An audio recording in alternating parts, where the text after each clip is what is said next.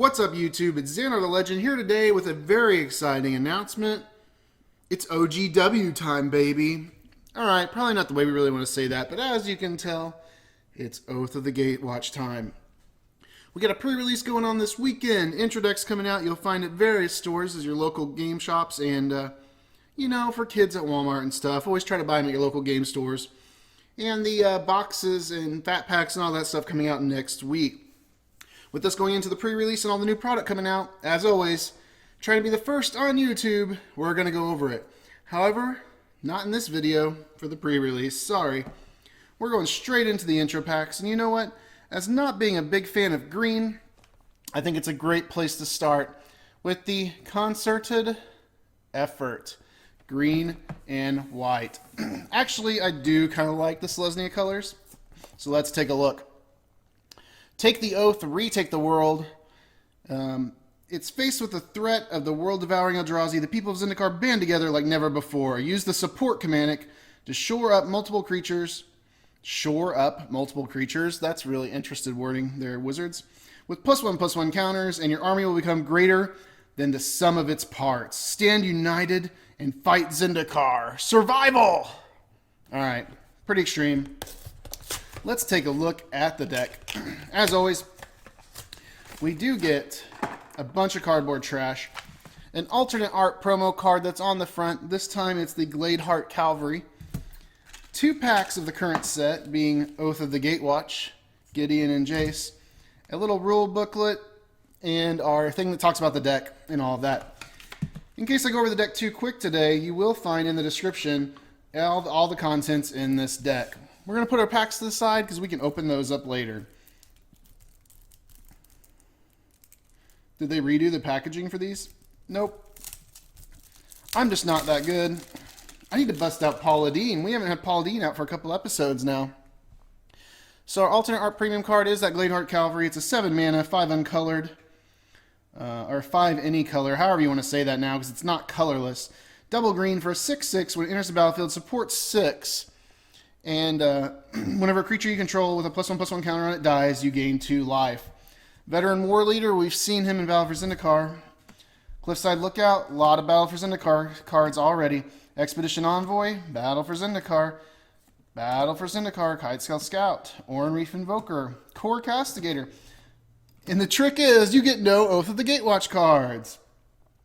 No, we're getting a lot of little small 1/2 drop creatures here that's going to work with that whole mechanic. Sorry for my throat today, too. The Makindi Aeronaut is our first Oath of the Gatewatch common.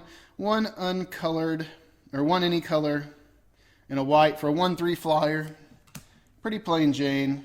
A Kor Sky Climber, 2 and a white for 3/2.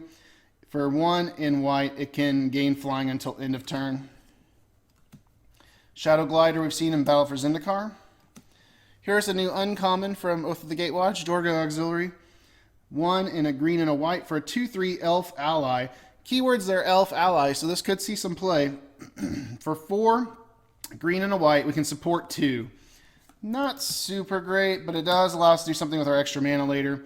A Saddleback Lagac. Oh my gosh, you guys are going to tear me apart down in the comments, but it's okay because it's Thursday. Let's keep it going. 3 any color and a green for a 3/1. When it enters the battlefield, support 2. Obviously, a lot of that support mechanic. A Relief Captain, 2 and double white for a 3/2. When it enters the battlefield, support 3. A lot of great cards if you can keep creatures on the battlefield. A Steppe Glider, 4 and a white for a 2/4 Flying Vigilance for 1 and a white. Target creature with a +1/+1 counter on it gains flying and vigilance till the end of turn. That could be pretty good, and that's probably only got 1 of them in this pack. Expedition Raptor, 3 and double white for a 2/2. Flying, whenever it enters the battlefield, support 2. This actually got rated pretty decently high by LSV for the pre-release, so you might want to watch out for that. Battle for Zendikar, Angel of Renewal, some Evolving Wilds. We're going to get one of the new uncommon lands, Tranquil Expanse. Enters the battlefield, tap, and get green or white out of it. Going to get a lot of non-full art lands from Battle for Zendikar again. Honestly, if these were full art lands, these things would sell off the shelves like hotcakes, so I understand why they don't do it. We got a lead by example, 1 and a green for a support 2. Not too bad, it gives us something to do with some extra mana. Immolating Glare, pretty good removal in this set. For just 2 mana, 1 and a white, destroy target attacking creature. Mighty Leap, we've seen this. It's been reprinted about 1 billion times. Shoulder to Shoulder for 3, 2 and a white. You get a support 2 and draw a card. Couple of those. Allied Reinforcements, 3 and a white. Put a 2/2 white knight ally creature token onto the battlefield. And I'm kind of noticing my cards look a little blurry today, so I might fix that by the time we record the next episode, just so you guys know. Iona's Blessing, 3 and a white. Enchant creature. Enchanted creature gets +2/+2 and has vigilance and can block an additional creature. Pretty solid. And then more removal. Isolation Zone for 4 mana, 2 and double white. When it enters the battlefield, exile target creature or enchantment an opponent controls until Isolation Zone leaves the battlefield. I don't know what I think about this deck. I mean, as far as an intro deck, it seems fun. The support mechanic could be good. But really, you guys are all here for the packs of both the Gatewatch. We can get new expeditions. Let's see if we can be one of the first people on the internet to do that. As always, I'm really good about opening up my packs. We'll go over the commons in these just because people aren't too familiar with them yet. It's the Aeronaut again. We've seen him. Bruce, oh my gosh. Abstruse Interference, 2 uncolored and a blue. For Devoid, counter target spell unless its controller pays 1. You can also put a 1/1 colorless Eldrazi Scion token onto the battlefield. A Chrome Flameseeker, 2 and a red for 3/2. Cohort, tap an untapped ally you control. Discard a card. If you do, draw a card. Cosmic Shrieker, 2 uncolored and a black for 3/2.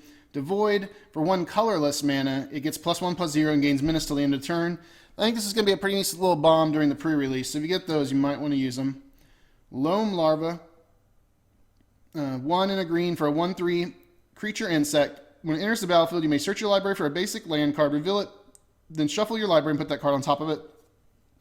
Oh my gosh, I'm having some issues. That's alright card. Now this card right here I really like, especially for the pre-release. He's a Goblin Free Runner. He's 4 mana, but he has a surge cost of 2, and he's got Menace. Very easy to get 2 or 3 of these out in one turn. All with Menace, so they take 2 people to block, can really, really overwhelm your opponent. There's the new Waste. One of the artworks for it, looking beautiful. Ajar Isle Avenger, 5 mana for a 3/3. It's got a surge cost of 3, and it's a flyer. Enough to be said about that. Warden of Geometries, 4 and for a 2/3 with Vigilance, and you can tap and add 1 colorless to your mana pool. And we should get to the uncommons next. This is Isolation Zone, 2 uncolored, double blue or double white. We've already been over this card. First uncommon, Cyclone Sire, 5 mana for 3/4 flying. When it dies, you may put 3 +1/+1 counters on target land you control. If you do, the land becomes an elemental creature with haste, and it's still a land. Steppe Glider, I think we had one of those in the pack before, but 5 and 2/4 flying vigilance.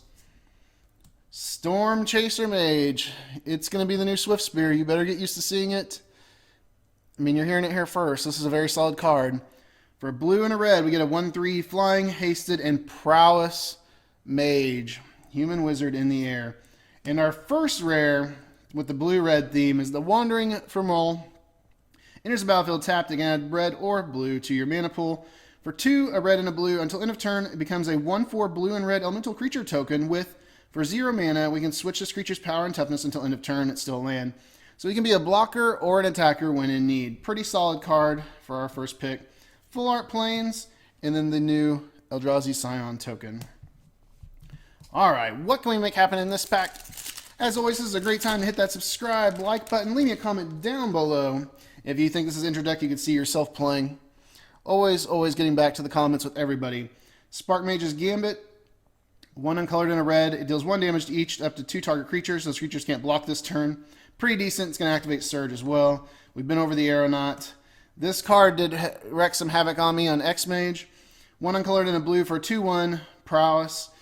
It's not flying. A lot of people think this card's flying. It's not, so make sure you can always block it. The Loam Larva again. Unnatural Endurance for single black. It's Devoid. Target creature gets +2/+0 until end of turn, and you can regenerate it. Cinder Hellions, 5 mana, 4/4 trample. When it enters the battlefield, it deals 2 damage to target opponent. Unknown Shore is a great way to get your colorless mana, and for 1 mana, you can tap it and add any color of mana to your mana pool. Sweep Away for 3 mana, return target creature to its owner's hand. If that creature is attacking, you may put it on top of its owner's library instead. Pretty good removal. Seer's Lantern, pretty solid for pre-release as well. Kind of reminds me of a Hedron Archive. For 3 mana, we can tap and add 1 colorless to our mana pool, or for 2 uncolored, we can tap and scry 1. Sky Climber we've been over already. First uncommon is a Null Caller. 3 and a black for a 2/4. For 3 and a black, we can also exile a creature card from your graveyard and put a 2/2 black zombie creature token on the battlefield tapped. This is going to give you something to do with your extra mana during the pre-release. I don't really see it getting play other than that. Cinder Barons, uncommon land for black or red. Weapons Trainers, red and white for 3/2. Other creatures you control get +1/+0 as long as you control an equipment. Could be very solid during the pre-release for the white-red colors, as well as the Bone Saw's ready. And our rare in this pack is the Deep Fathom Skulker, which is actually really good. For 6 mana, you get a 4/4 Devoid. When a creature you control deals combat damage to a player, you may draw a card. For 3 uncolored and 1 colorless, target creature can't be blocked this turn. Basically, it's kind of giving us a Rogue's Passage, a little bit more mana activation to make it happen, but it is giving us a 4/4 body and making some other things happen. I don't think it's the most amazing card, but it is good during a pre-release whenever you're doing the limited pool. Full Art Forest, and begin battling the Eldrazi today. Stay tuned because we got a lot more stuff to open.